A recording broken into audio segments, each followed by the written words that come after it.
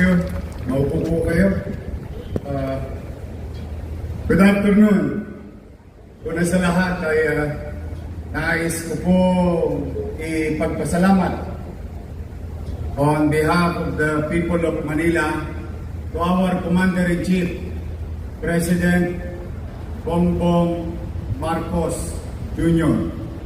for letting and allowing the City of Manila to access all national government logistics or resources.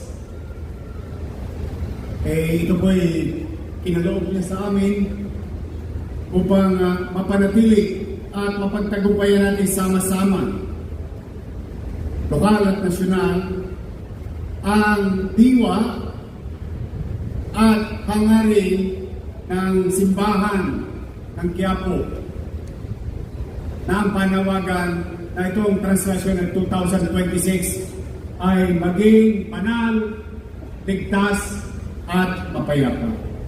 Kaya to the President, to the men and women, uniformed personnel across,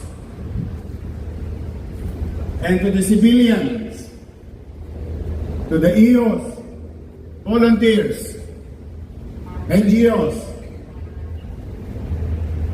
maraming salamat po on behalf of the people of Manila.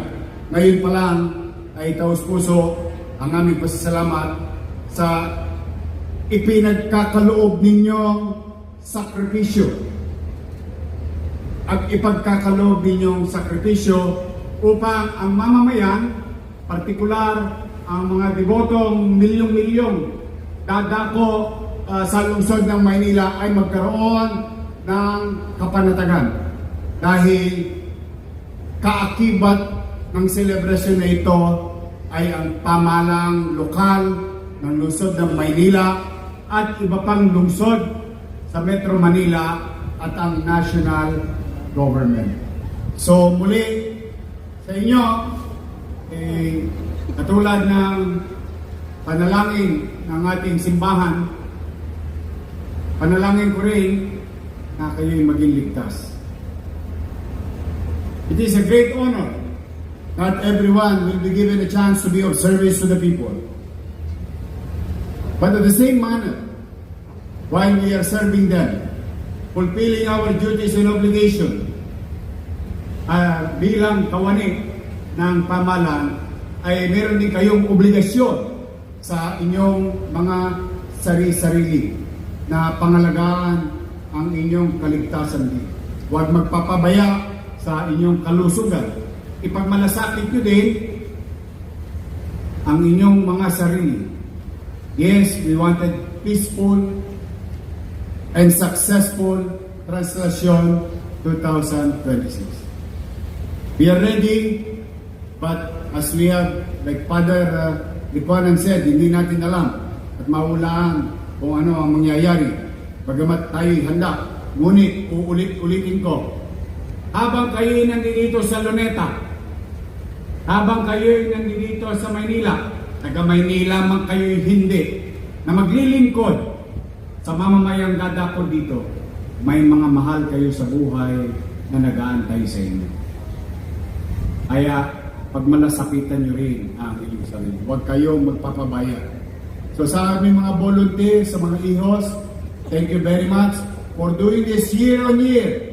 I think all your life we've been doing this. Now you'll see the government here supporting our pride activity in the city of Manila. Totoo po na dito magsisimula. We are now located in the kilometer zero of the country. And that also goes to our church, Poong Nazareno. Dito nagsimula, lumawak na sa buong bansa. And it is a great opportunity to each and every one of us to show the quality of men and women, uniformed personnel and civilians, and to the volunteers to the NGO, to showcase our discipline and fulfilling our obligation to the people.